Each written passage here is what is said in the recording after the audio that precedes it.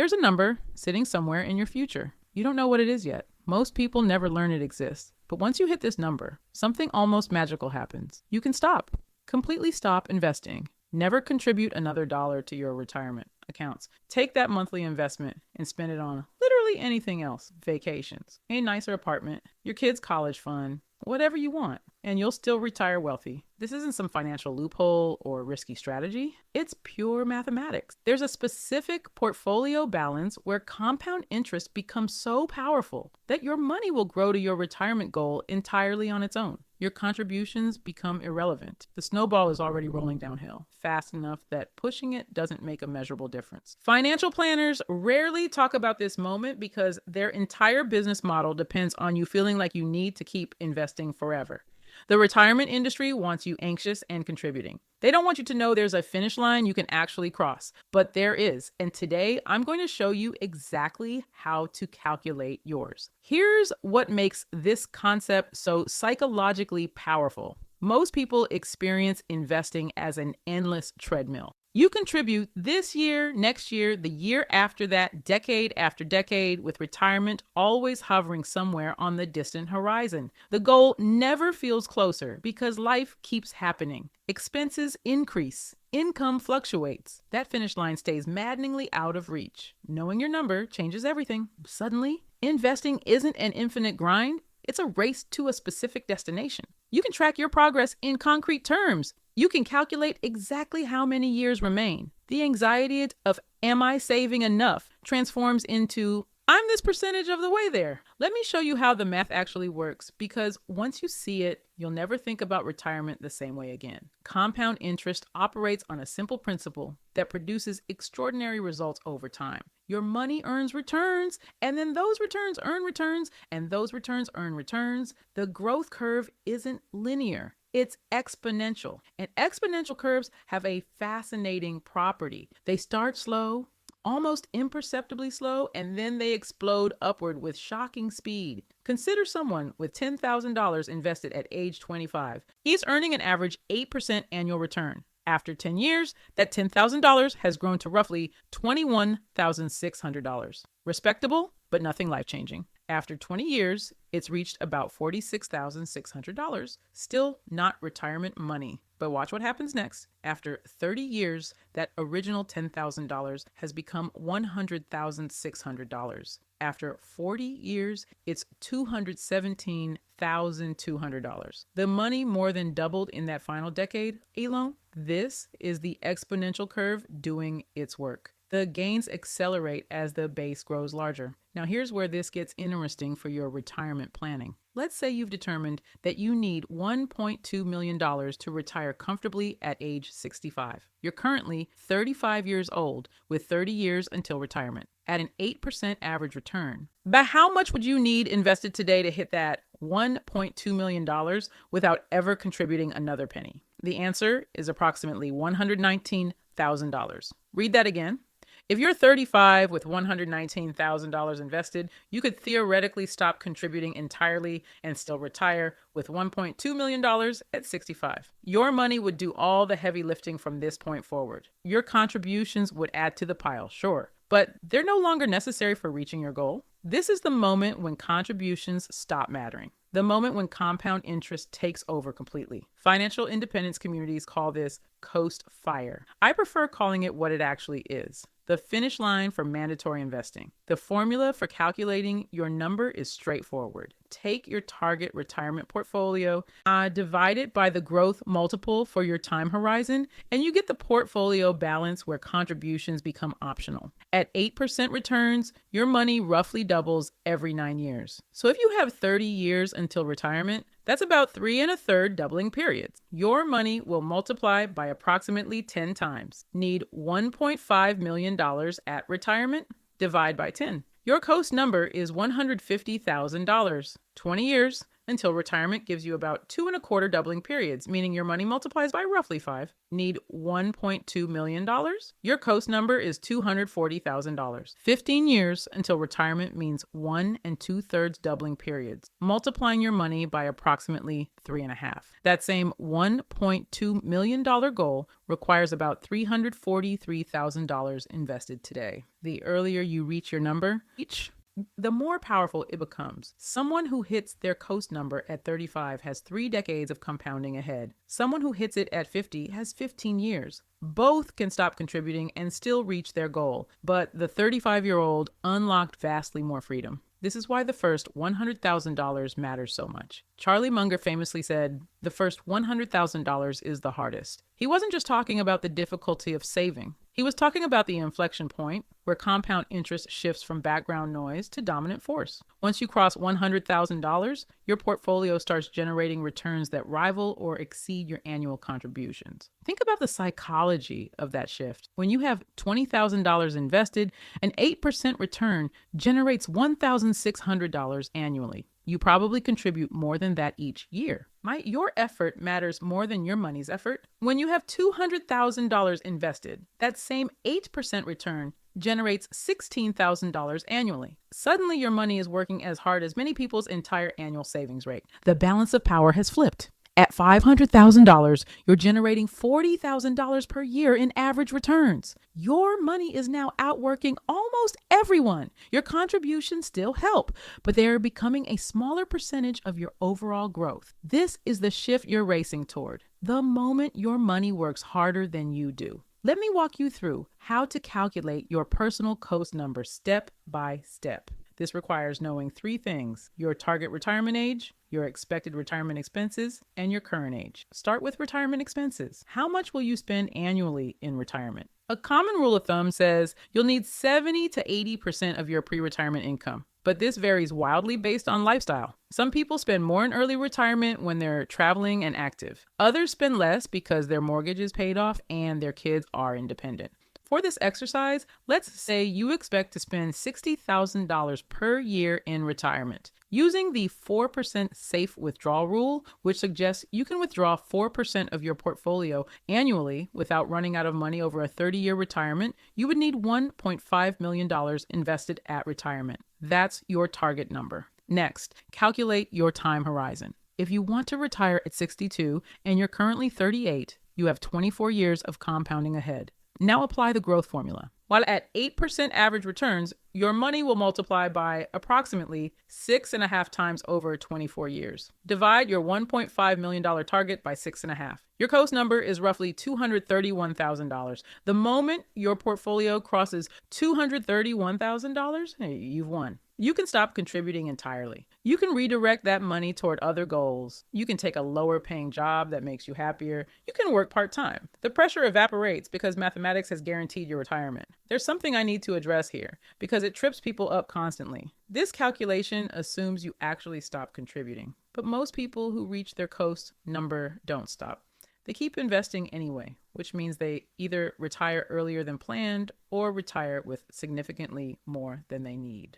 Both outcomes are excellent problems to have. The real value of knowing your coast number isn't necessarily to stop investing. It's to understand that you've escaped the danger zone. You're no longer at a risk of working until you die. You're no longer dependent on everything going perfectly for the next 3 decades. You have margin, you have safety, you have options. This psychological shift matters more than most people realize. Financial anxiety doesn't come from having too little money. It comes from uncertainty, not knowing if you're on track, not knowing if disaster lurks around the corner. Calculating your coast number eliminates that uncertainty entirely. You either have enough for compound interest to carry you home or you don't. The math is binary. The anxiety dissolves. Let me tell you about someone I'll call David to illustrate how this works in practice. David spent his 20s and early 30s grinding. He lived frugally, saved aggressively, and invested consistently in low-cost index funds. By 34, he had accumulated $285,000 in retirement accounts. Nothing glamorous,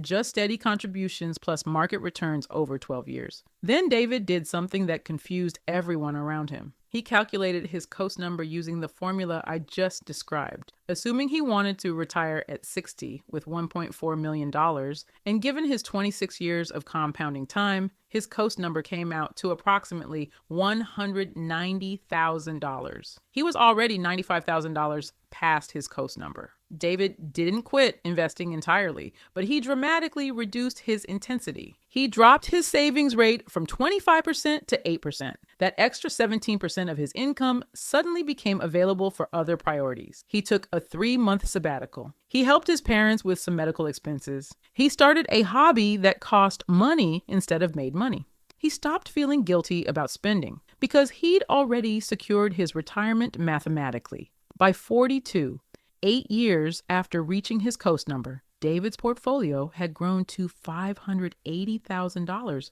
despite his reduced contributions. The compound interest machine was churning regardless of his actions. He was now on track to hit $2.1 million by 60, far exceeding his original goal. David's life looked different from his peers who were still grinding at maximum intensity. They had more money on paper, but they also had more stress, less flexibility, and no clear sense of when the treadmill would end. David knew his finish line was already behind him. He was running victory laps while others were still sprinting toward an invisible target. There's a counter argument I should address because you're probably thinking it. If compound interest is so powerful later, doesn't that mean you should contribute as much as possible early to maximize the effect? Yes and no. Mathematically, every dollar invested early will grow more than every dollar invested later. That's simply how compound interest works. But this calculation ignores something crucial. The value of money changes based on your life circumstances. A dollar in your 20s might be worth more to you than a dollar in your 50s, despite the compound interest math.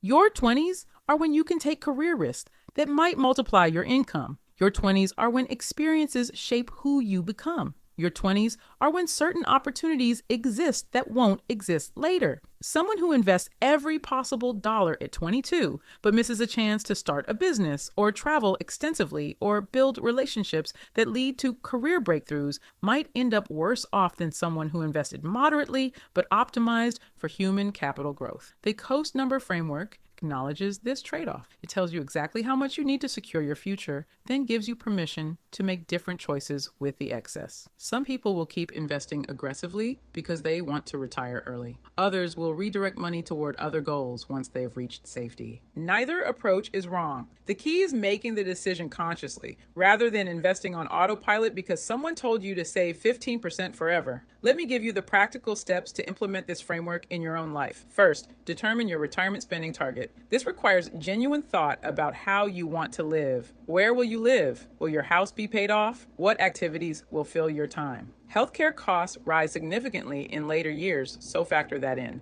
Be realistic rather than optimistic. Second, convert that spending target to a portfolio requirement using the 4% rule. Annual spending of $50,000 requires $1.25 million. Annual spending of $80,000 requires $2 million. Annual spending of $100,000 requires $2.5 million. Third, decide on your target retirement age.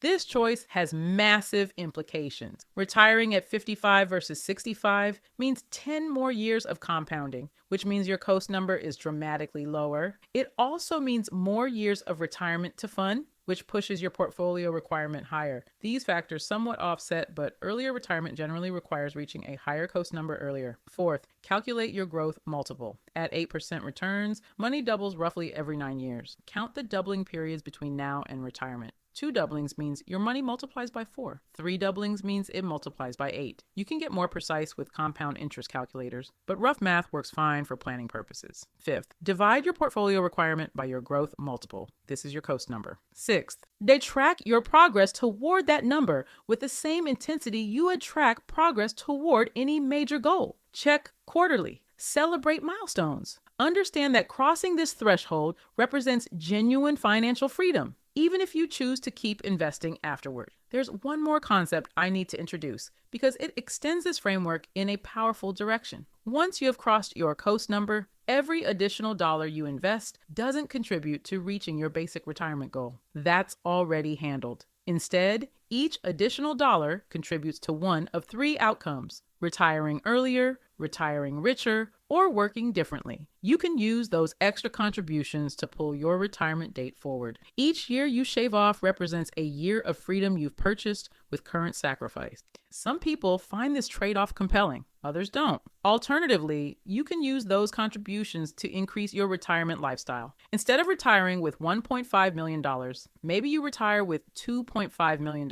That extra million generates an additional $40,000 per year in safe withdrawals. Is that worth the continued sacrifice? Only you can decide. The third option is the most interesting. You can use the mental freedom of having crossed your coast number to restructure how you work. Take a lower paying job that aligns with your values. Go part-time. Start a business with uncertain income. Pursue work that matters regardless of compensation. Before crossing your coast number, these choices feel reckless. After crossing it, they become reasonable options among many.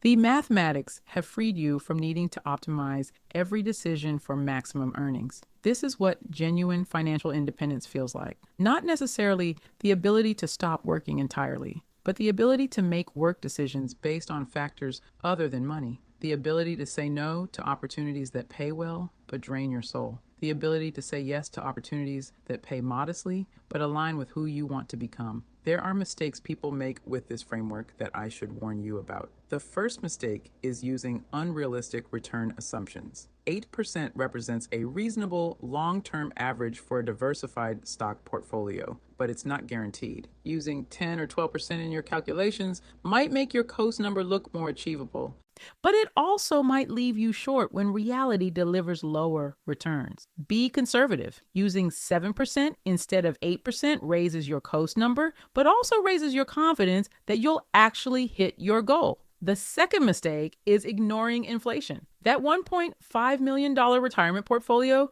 needs to be worth $1.5 million in today's dollars, not future dollars. Inflation will erode purchasing power over time. The standard approach is to use real returns, meaning returns minus inflation. If the market returns 10% and inflation is 3%, your real return is 7%.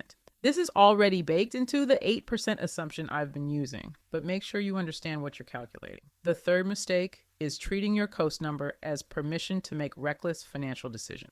You've secured your retirement, not your entire financial future. You still need emergency savings. You still need to avoid high interest debt. You still need to handle major expenses like healthcare, housing, and potentially helping family members. Crossing your coast number is a major milestone, but it's not a license for financial irresponsibility. The fourth mistake is forgetting that circumstances change. Your retirement spending estimate might prove too low. Healthcare costs might exceed projections. You might want to help your children buy homes. Life has a way of requiring more money than anticipated. The solution is building margin into your calculations and continuing to invest something even after crossing your coast number, even if that something is dramatically reduced from previous levels. Let me leave you with a perspective shift that ties this all together. Most people think about retirement saving as an obligation that stretches across their entire career. 40 years of consistent sacrifice. 40 years of watching money disappear into accounts they can't touch. The psychological weight of this is enormous. It makes retirement saving feel like a burden rather than a gift. The coast number framework inverts this entirely. Retirement saving isn't a 40-year obligation. It's a sprint to a specific target, followed by decades of optional contributions. You're not condemned to sacrifice forever. You're racing toward a finish line that, once crossed, changes the entire game. For some people, that sprint takes 10 years of intense effort. For others, it takes 20 years of moderate effort. The timeline depends on your income, your savings rate, and your retirement goals. But the finish line exists. It's calculable. It's achievable. Once you know your number, every paycheck becomes measurable progress rather than drops in an infinite bucket. Every raise becomes an opportunity to accelerate toward the finish line. Every spending decision becomes a clear trade-off between present enjoyment and faster freedom. Go calculate your coast number. Use the formula I've explained. Figure out exactly where the finish line sits for your specific situation. Then track your progress toward it with the same intensity you would bring to any goal that genuinely matters. Because here's what I've learned from watching people navigate this journey. The ones who reach their coast number and know they've reached it experience a form of peace that no income level can provide. The ones who never calculate it continue grinding indefinitely, never certain if they're on track, never confident that the sacrifice is actually leading somewhere. The math exists. The framework exists. The finish line exists. The only question is whether you'll take 30 minutes to calculate exactly where it sits and how close you already are to crossing it. You might discover you're further along than you ever realized. You might discover the end is already in sight. And that knowledge changes everything.